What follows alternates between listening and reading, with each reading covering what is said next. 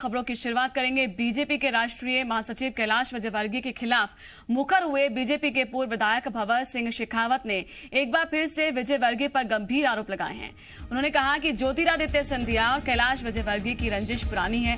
सिंधिया ने MP cricket association के चुनाव में 2 बार विजयवर्गीय को हराया है और इस हार का बदला कैलाश विजयवर्गीय लेना चाहते हैं।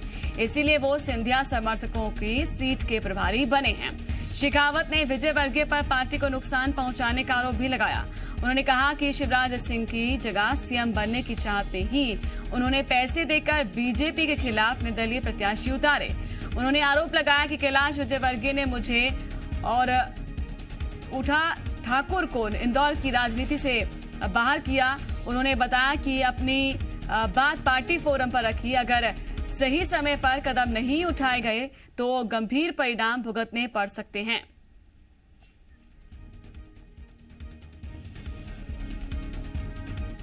तो उन 5 सीटों का प्रभार उन्होंने लिया है जहां पे ज्योतिरादित्य सिंधिया के कैंडिडेट हैं।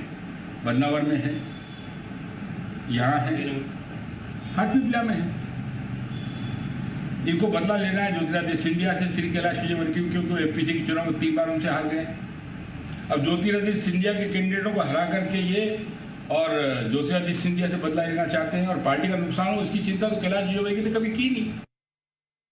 मेरा कैलाश विजयवर्गीय से कोई न 36 है न 33 है। मेरा सिर्फ कैलाश विजयवर्गीय से ये कहना है कि भाई जो कार्यक्षेत्र आपका नहीं है वहाँ जाके अनावश्यक हस्तक्षेप मत करिए। ऐसे तत्वों को प्रोत्साहित मत करिए जो पार्टी के अंदर विघटन पैदा कर रहे हैं, पार्टी को हरा रहे हैं, पार्टी को नुकसान पहुंचा रहे हैं। और कोई मेरा कैलाश विजयवर्गीय से लेना देना नहीं। कैलाश विजयवर्गीय तो मैं खुद 1980 में पार्टी में लाया हूँ। शायद उनकी बड़ी कोई महत्वाकांक्षा होगी। शिवराज सिंह को हटा करके वो खुद एक बार मुख्यमंत्री बनना चाहते थे, ऐसा भी लोग मुझे बताते थे। नहीं बन पाए तो उन्होंने ये रास्ता अख्तियार किया। उषा ठाकुर को मऊ भेजा। मैंने कोई बदनाम की टिकट मांगी थी? उषा ठाकुर मऊ क्यों जाना चाहती थी? इंदौर को ताई और भाई ये दोनों जो है अपने ग्रिप में चलाना चाहते हैं। इनके अलावा कोई यहाँ पे नेता न बने। तो किस तरह का आरोप लगा रहे हैं आप सुन सकते हैं। भवर शेखावत बीजेपी के वरिष्ठ नेता ने विजयवर्गीय को बता दिया एक तरह से भाजपा का विलेन। कहा कि पार्टी नेताओं को हरवाते हैं चुनाव। तो ये आरोप लगाते हुए नजर आ रहे हैं। मध्य प्रदेश में जहां पर एक तरफ विधानसभा की 24 सीटों पर होने वाले उपचुनाव है, उसको लेकर कवायद तेज हो रही है, तो वहीं पर दूसरी ओर जो है पार्टियों में आपसी अंतर्कलह भी देखने को मिल रही है और उजागर भी हो रही है।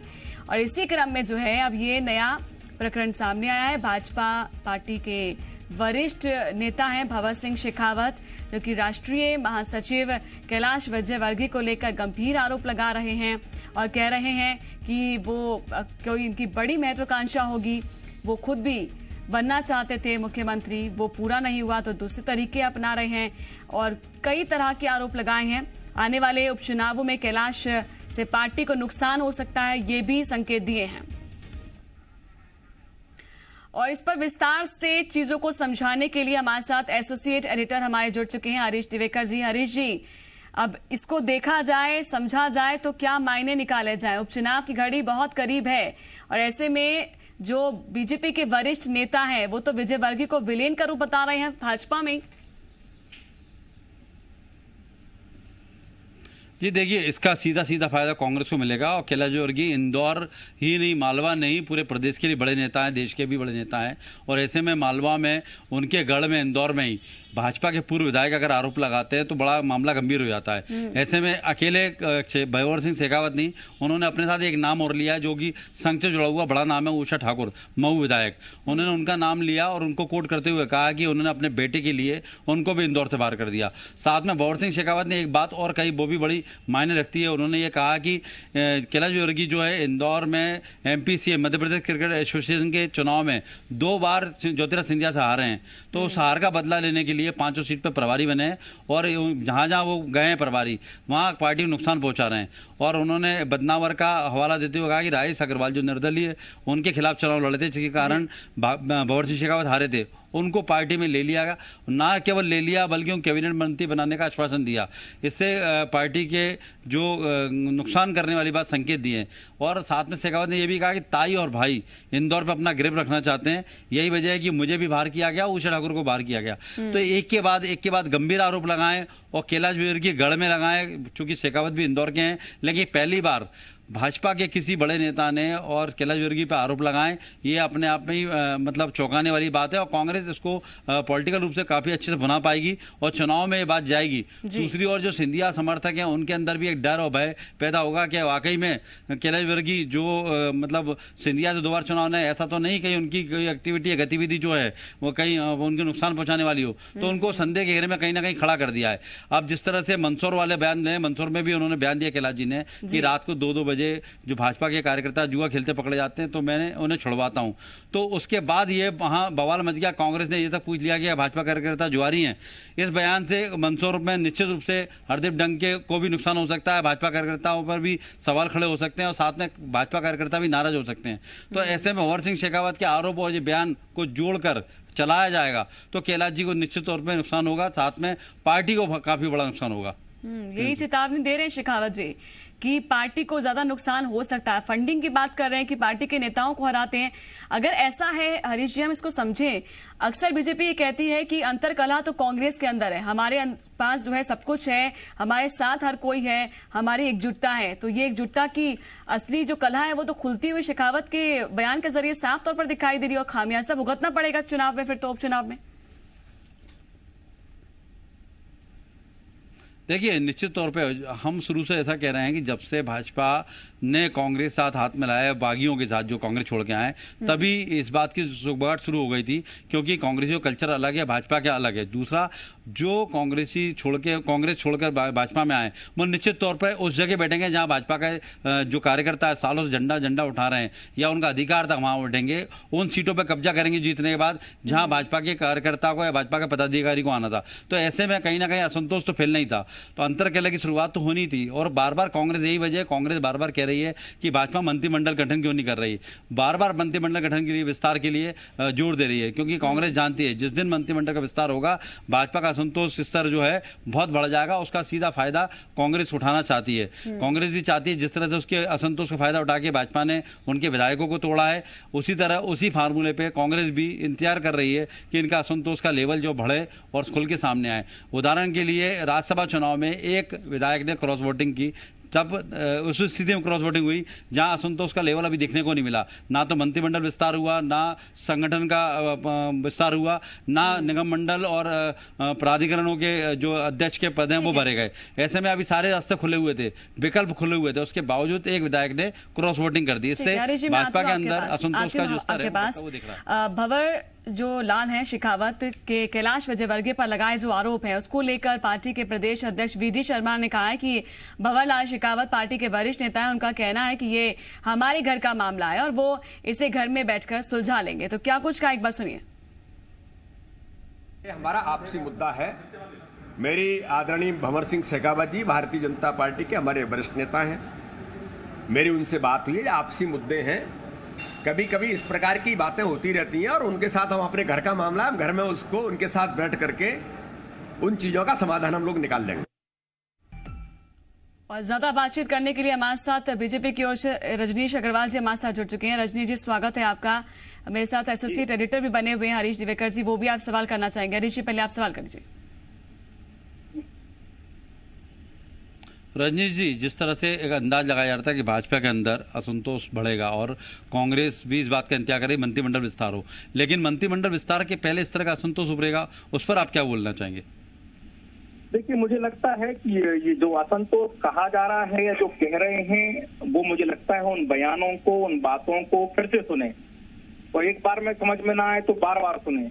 भारतीय जनता पार्टी के किसी नेता ने भारतीय जनता पार्टी के विरुद्ध, संगठन के विरुद्ध, संगठन की रीति नीति के विरुद्ध कभी कहीं कोई बात नहीं कही है।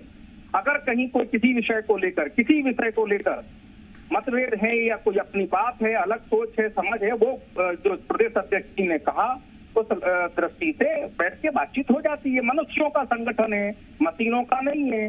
ये अगर किसी के मन में रजनीश जी, रजनीश जी, किसी विचार को रजनीश जी, लेकर मेरी है, बात सुने। तो वो प्रदेश अध्यक्ष जी ने बहुत स्पष्ट कर दिया। अब तो धारणा जिनको बनाना है दूर से देखने वालों को, वो बनाते रहे, उनकी धारणा। बिल्कुल बिल्कुल। रजनीश जी मेरी बात सुने। रजनीश जी, मैं बिल्कुल, वीडियो आपको सुनना चाहिए 2 बार, 1 बार नहीं 2 बार सुनना चाहिए।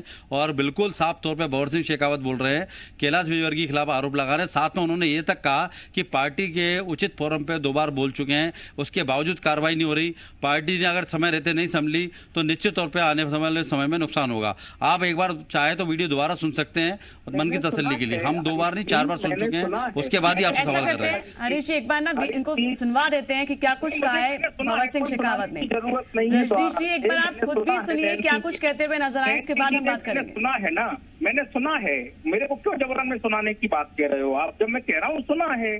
ठीक है, आज भी आपने सुना है तो आपने संकेत सुने उनके, उनका इशारा सुना आपने। नैन्सी जी, बात तो सुनिए नैन्सी जी, आप मेरे मुंह में शब्द मत डालिए जी। मैं अपनी बात कहूँ। बिल्कुल सर, हम आपके मुंह में शब्द क्यों डालेंगे? आपको जो बोलना है बताएं। मुझे अपनी बात कहना है तो मुझे अपना समय दे, और आप बिल्कुल आप जो बात कहना है तो आप सवाल करें जी। मुझे शब्द मैं क्या कह रहा हूँ क्या नहीं कह रहा हूँ ये मेरी ठीक है, मर्जी आपने बयान सुना है तो आप बताइए क्या कहना चाहते हैं। अरे मेरी भंवर सिंह शेखावत जी को लाइन पर जोड़ लीजिए। क्या वो भारतीय जनता पार्टी और भाजपा की रीति नीति के खिलाफ हैं? एक शब्द भी इसके खिलाफ में बोले तो आप जरूर हम मुझे कटघरे में खड़ा कर दीजिएगा जी।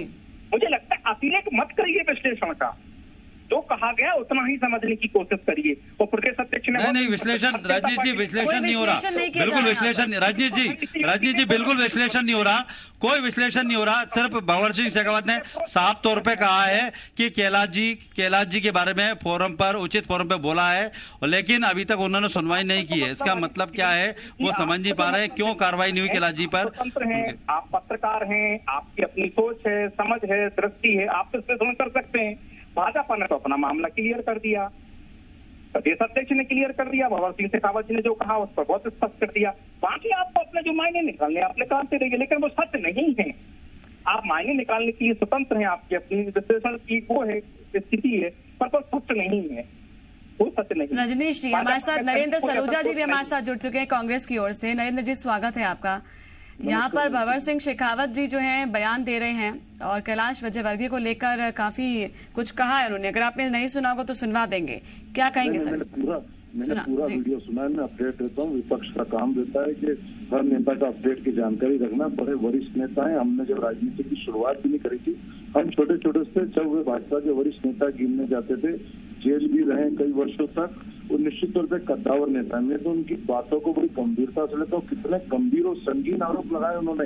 रजनीश जी भले उसका खंडन कर दें, लेकिन आप देखें वो कह रहे हैं कि कैलाश विजयवर्गीय ने शिवराज सरकार को बनने से रोका, उन्होंने मालवा की कई सीटों के ऊपर निर्दलीय उम्मीदवारों को खड़ा किया, उन्हें फंडिंग करी, उनको हरवाया, मुझे भी हरवाया। मेरे खिलाफ जो उम्मीदवार थे राजेश अग्रवाल, उनको भी उन्होंने खड़ा करा और निर्दलीय चुनाव लड़कर फंडिंग करी, और उसको वो बगैर पार्टी की अधिकृत उसकी उनको करने के बावजूद वहाँ क्षेत्र में जा रहे हैं और उसको पार्टी में प्रवेश ले रहे हैं और कह रहे हैं कि उसको कैबिनेट मंत्री का दर्जा देंगे, लेकिन पार्टी ने उन्हें अधिकृत नहीं किया है। और उन्होंने उषा ठाकुर, उसको बेटे को चुनाव लड़ाने के लिए उषा ठाकुर और मुझे बाहर फिकवा दिया, और अभी भी वो शिवराज सरकार गिराने में लगे हुए हैं। पार्टी के नेतृत्व को मैंने कई बार ये जानकारी दे चुका हूँ, उचित फोरम पे कई बार शिकायत कर चुका हूँ, लेकिन कोई सुनवाई नहीं हो रही। ये पार्टी का नुकसान करेंगे, पार्टी के लिए हमेशा ये गड्ढे खोदते हैं, पार्टी को धरातल पे ले आने का प्रयास कर रहे हैं। इनकी कार्यशैली, इनके क्रियाकलाप ऐसे कई संगीन आरोप लगा हमारे पास वीडियो मौजूद है। और उसके बाद भी कोई कहेगा इसका विश्लेषण गलत मत निकालिए, इसके शब्द गलत मत निकालिए, इसका मतलब गलत मत निकालिए, और सच्चाई को जो स्वीकार भाजपा नहीं करेगी तो ये तो दुर्भाग्यपूर्ण है। जब स्पष्ट शब्दों में उन्होंने सब कुछ कह दिया, उसके बाद तो कुछ कहने को ही नहीं बचता है, कुछ कहने को ही नहीं बचता है भाजपा के पास। भाजपा में किस तरह का एक जो पार्टी विद डिफेंस का नारा देती थी, जो अनुशासन की बड़ी बड़ी बात करती थी, आप देखिए इतने कद्दावर नेता इस तरह का संगीन आरोप लगा रहे हैं। अभी 2 दिन पूर्व भी हमने टीवी टॉक शो में सुना था कि मैं रात को 2-2 बजे मऊ जाता था, सेटिंग करता था, अच्छा खर्च करता था। कल वे मंसूर के अंदर कह रहे हैं कि पत्ते खेलने वाले कार्यकर्ताओं को मैं 2-2 बजे फोन करके थाने से छुड़वाता हूँ।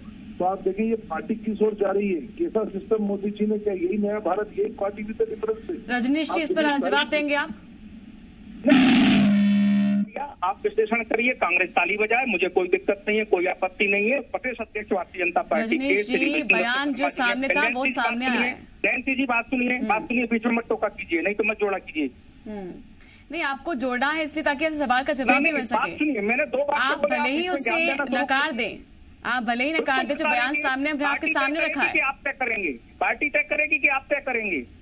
हम कह रहे हैं कोई असंतोष नहीं, सारे प्रदेश अध्यक्ष विष्णुदत्त शर्मा जी अपनी बात कह रहे हैं और ना उन्होंने रीति नीति के और भाजपा के विरोध में कोई बात कही है भंवर सिंह शेखावत जी ने। आप जबरन में उनके अपमान करने का काम कर रहे हो। नहीं, हम तो कुछ विश्लेषण कर नहीं रहे, हम तो सिर्फ पूछ रहे हैं कि क्या कहेंगे बारे में बात करने, अतिरेक कर रहे हो विश्लेषण का आप लोग। अब आप बताएं आगे क्या कहना चाहते हैं। शेखावत जी का अपमान कर रहे हो। नरेंद्र सलूजा जी ने जो कहा है उस पर क्या कहेंगे?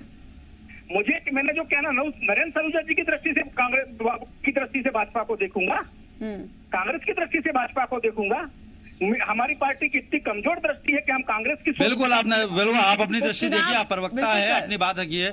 रजनीश जी, आप प्रवक्ता हैं और पार्टी की बात रखिए, बिल्कुल आप रखिए बात और आपकी पार्टी मानने जाएगी। आप प्रवक्ता हैं, भाजपा पक्ष रखेंगे, हम समझ सकते हैं। रेंसी का कहना इतना है कि जो बयान आप बोल रहे हैं कि उन्होंने रीति नीति के खिलाफ नहीं बोला, बिल्कुल नहीं बोला, लेकिन उन्होंने ये बात जरूर बोली है कि कैलाश जी के खिलाफ उचित फोरम पर पार्टी बात कही गई थी। हरीश जी, आप वरिष्ठ पत्रकार हैं, एक महीन रेखा होती है जिसे समझने की जरूरत होती है संगठनों की रीति नीति के मुताबिक। भंवर सिंह शेखावत जी पार्टी के वरिष्ठ नेता हैं, मान्य नेता हैं और उन्होंने भाजपा की रीति नीति के बारे में कोई विरोध नहीं किया है। भाजपा के प्रदेश अध्यक्ष ने कहा कि कुछ बातें हैं। रजनीश जी, हम भी रीति नीति की बात नहीं कर रहे हैं, आपकी बात को मान्य कर रहे हैं। हम आपकी बात को मान्य कर रहे हैं, बिल्कुल रीति नीति के खिलाफ बात नहीं कर रहे। हम भी नहीं कह रहे रीति नीति के खिलाफ बोला है, उन्होंने कद्दावर नेता के खिलाफ बोला है, उन्होंने पार्टी फोरम में शिकायत की है, पर उनका आरोप है कि उनकी सुनवाई नहीं हुई है। उनका कहना अगर पार्टी नहीं रहती, सुनवाई करती तो नुकसान होगा। हाँ, अध्यक्ष जी ने बोल दिया इसके बारे में। आपने वो बाइट की सुनवाई प्रदेश अध्यक्ष विष्णुदत्त शर्मा जी की, उन्होंने बहुत स्पष्ट कह दिया। हाँ, अब इसके बाद में कोई मामला होता है, इसके मामले इसके इतर कोई मामला आता है तो आप जरूर बात करिए, जरूर सवाल पूछिए, लेकिन विश्लेषण का अतिरेक को चरम पर पहुंचा देना, भाजपा में असंतोष और अभी तो दिखाई हमारा आगे और दिखाई पड़ने वाला है। नहीं, बिल्कुल हम विश्लेषण विश्लेषण हमारा ये आरोप बिल्कुल अभी तक वो रजनीश जी अभी तक शेखावत नहीं बोले थे, उपचुनाव आ गए, उपचुनाव के चलते शेखावत ने बोला है। ये असंतोष का ही तो मामला है, अभी तक क्यों नहीं बोले? ये आज 1.5 साल हो गया, 15 महीने हो गए। ये कैलाश जी पे आरोप आज के तो नहीं है, पुराने आरोप हैं।